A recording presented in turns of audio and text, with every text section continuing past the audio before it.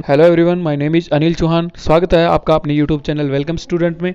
आज की इस वीडियो में हम बात कर रहे हैं इंडियन पॉलिटी के पार्ट फेस्ट के बारे में। जो कॉन्स्टी का पार्ट फेस्ट है उसमें जानेंगे कौन कौन से आर्टिकल हैं, उनमें क्या क्या प्रोविजंस किए गए हैं। और अपडेट के लिए मुझे in different social media platform पर फॉलो कर सकते हैं। तो चलिए हम अब देखते हैं, बारी बारी एक एक करके पढ़ते हैं। संविधान के भाग 1 में आर्टिकल 1 से लेकर 4 तक को शामिल किया है। ठीक है दोस्तों, और इसमें हमें चर्चा मिलती है राज्य और उसके क्षेत्र से संबंधित। अब भारत न तो संयुक्त राज्य अमेरिका की तरह और स्विट्जरलैंड की तरह परिसंघ है, और न ही दक्षिण अफ्रीका और ऑस्ट्रेलिया की तरह एक संघीय स्टेट है। ये क्या है? यह राज्यों का एक संघ है, समूह है, राज्यों के समूह का एक संघ है। ठीक है, हमारा भारत। अब अनुच्छेद 1 में कहा गया है इंडिया यानी भारत बजाय राज्यों के समूह के राज्यों का संघ होगा। यानी जो हमारा भारत है ये राज्यों के समूह के बजाय राज्यों का क्या है? संघ है।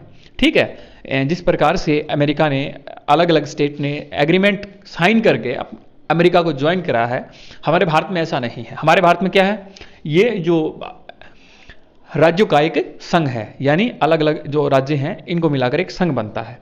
यह व्यवस्था दो बातों को स्पष्ट करती है। कौन कौन सी? पहला, देश का नाम जो आर्टिकल 1 में दे रखा है, इंडिया और भारत, ये दो ऑफिशियल नाम है हमारे देश के। और दूसरा, राज्य पद्धति के प्रकार, किस प्रकार से राज्य पद्धति चल रही है हमारे स्टेट में, उसको डिफाइन करता है आर्टिकल 1। आर्टिकल 1 जो भारतीय क्षेत्र है के जो क्षेत्र है उसका बंटवारा करता है, उसको कैटेगराइज करता है 3 क्षेत्र में।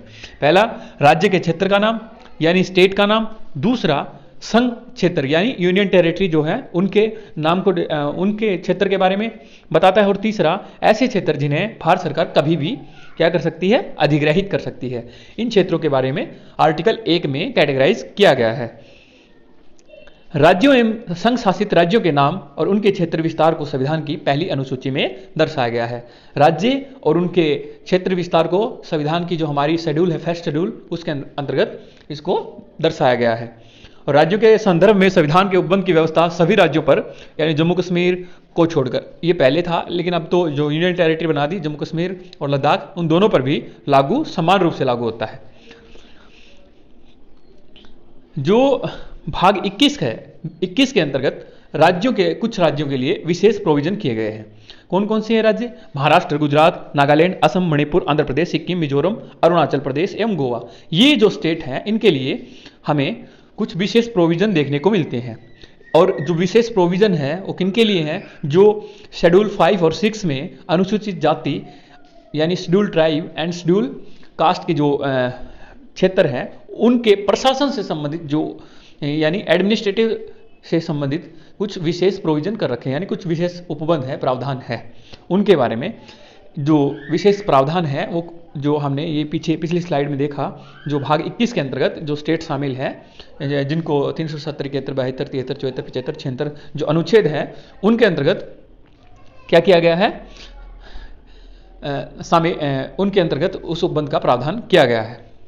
ठीक है, अब देखते हैं जो अनुच्छेद 2 है उसके बारे में। आर्टिकल 2 में पार्लियामेंट को 2 पावर दी गई है। कौन कौन सी? पहला जो सब क्लॉज कहता है नए राज्यों को भारत संघ में शामिल करने के संबंधित है, और दूसरी जो पावर है वो नए राज्यों के गठन से संबंधित है। अब पहली शक्ति उन राज्यों के प्रवेश को लेकर है जो पहले से अस्तित्व में है। ठीक है, और दूसरी शक्ति उन नए राज्यों के अस्तित्व को लेकर है, उनको लेकर है जो राज्य पहले से हमारे जो भारत के क्षेत्र में अस्तित्व में नहीं है। ठीक है, क्लियर। अब अनुच्छेद 3 जो भारतीय संघ के नए नाम के नए राज्यों के निर्माण या वर्तमान राज्यों में परिवर्तन से संबंधित है, उसके बारे में देखते हैं। दूसरे शब्दों में हम ये कह सकते हैं कि अनुच्छेद 3 भारतीय संघ के राज्यों के पुनर्सीमन यानी सीमा दोबारा से निर्धारित करने के लिए, जो हमने पिछली वीडियो में देखा था, राज्य पुनर्गठन आयोग आया था 1956 बनाया था, जिसके तहत नए राज्यों का निर्माण किया गया था। उनकी सीमा में फेरबदल से संबंधित प्रावधान है वो हमारे भारतीय संविधान के आर्टिकल 3 में देखने को मिलते हैं। अनुच्छेद 3 संसद को अधिकृत करना, यानी किसी राज्य में उसका राज्य क्षेत्र अलग करके अथवा 2 या 2 से अधिक राज्यों को या राज्यों के भाग को मिलाकर अथवा किसी राज्य क्षेत्र को किसी राज्य क्षेत्र के भाग के साथ मिलाकर नए राज्य का निर्माण कर सकेगी।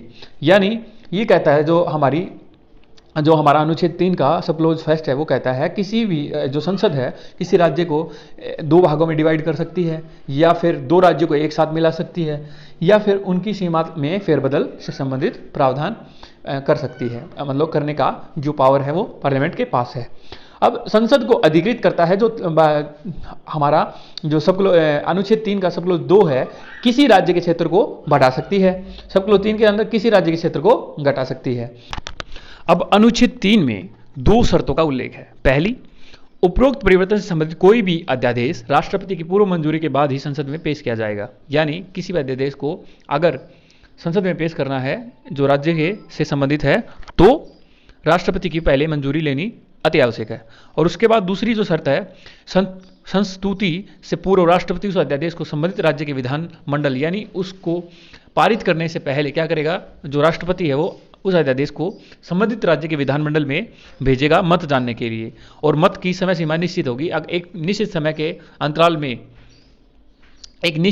अंतराल में ही उस समय का क्या देना पड़ेगा, निर्णय देना पड़ेगा। ठीक है। राष्ट्रपति या संसद जो विधानमंडल के मत है आएगा उसको मानने के लिए किसी प्रकार से कोई बाध्य नहीं है, उसको स्वीकार या अस्वीकार भी कर सकती है, भले ही वह मत उस समय सीमा के अंदर ही क्यों ना आया हो।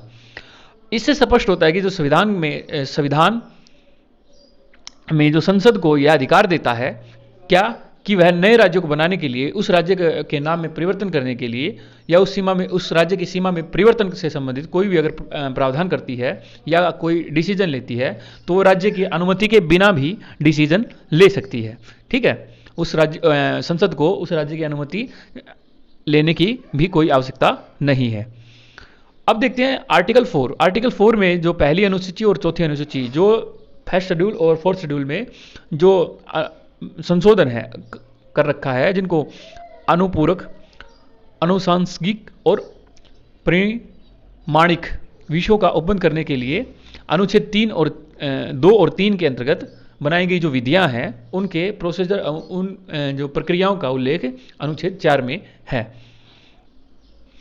संविधान का अनुच्छेद 4 स्वयं यह घोषणा करता है कि जो नए राज्य का प्रवेश यानी जो प्रवेश या गठन है आर्टिकल 2 में दे रखा है, और जो राज्य के नाम में परिवर्तन, सीमा में परिवर्तन, क्षेत्र से संबंधित परिवर्तन के नाम से जो परिवर्तन होगा अनुच्छेद 3 के तहत, वो ये जो प्रक्रिया है ये आर्टिकल 368 के तहत नहीं आएगी, जो भारतीय संविधान में संशोधन के लिए आर्टिकल है उसके तहत इनको शामिल नहीं किया जाएगा, इनको नहीं माना जाएगा। तो इनका जो प्रोविजन होगा वो आर्टिकल 4 के तहत होगा इनका प्रावधान।